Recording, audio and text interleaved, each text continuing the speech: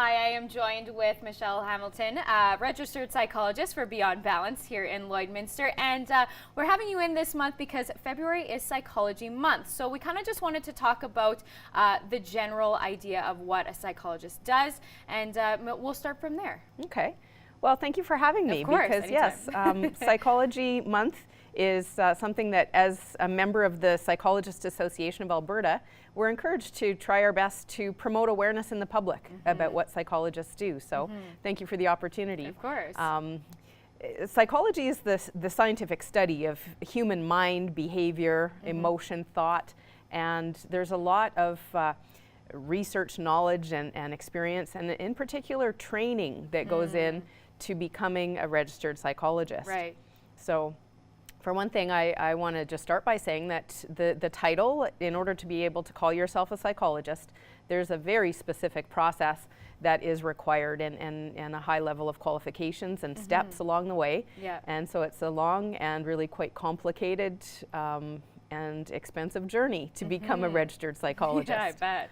So. And just starting off, before we just dive into psychology itself, I wanted to kind of get you to explain the difference between a psychologist and a psychiatrist, because I know sometimes even I mix that up, and there is certain differences of what people are required to do when there is a difference. So. Right, it's good to understand there is quite a significant difference, although we often work closely in hand, so to speak, with sometimes the same clients and patients may require the services of a psychiatrist and a psychologist.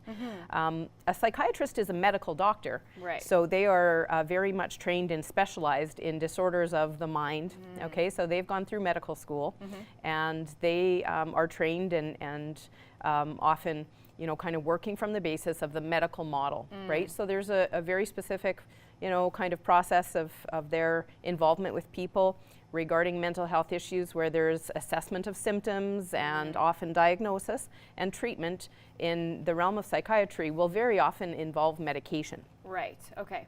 Psychologists, as I said, we're trained in the understanding of human development, okay, the idea of understanding how the brain, the mind works, the, you know, and the behaviors of humans, including attachments and relationships and communication and problem solving, the impact of trauma, which we've talked about on your show before.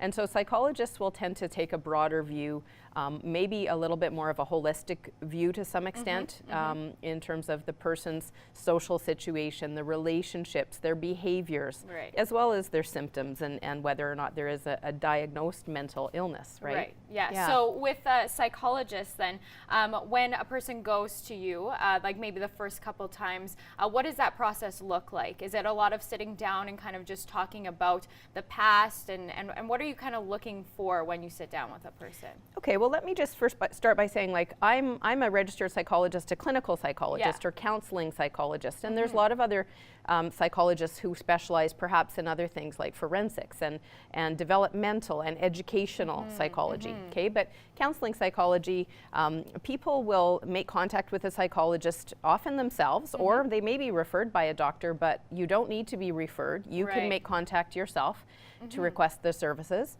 right? Myself, when I have people call, I ask, what are you hoping I can help you with? Right. Because there's a wide variety of reasons, issues, concerns, and problems that people have that might bring them in to see me. Yeah. In the first session, it's about helping to, for one thing, begin to develop a relationship with each other, and the relationship is a very important component of working with people in psychology. But we do assessment by way of, I just typically do clinical interviewing, asking questions about the problems and about the history, people's early life development, family of origin, current family, circumstances. Those are all part of the, you know, the situation and the context of that person that I would want to get to know in the first session. Absolutely. Well, that's perfect. Unfortunately, that is the time we have.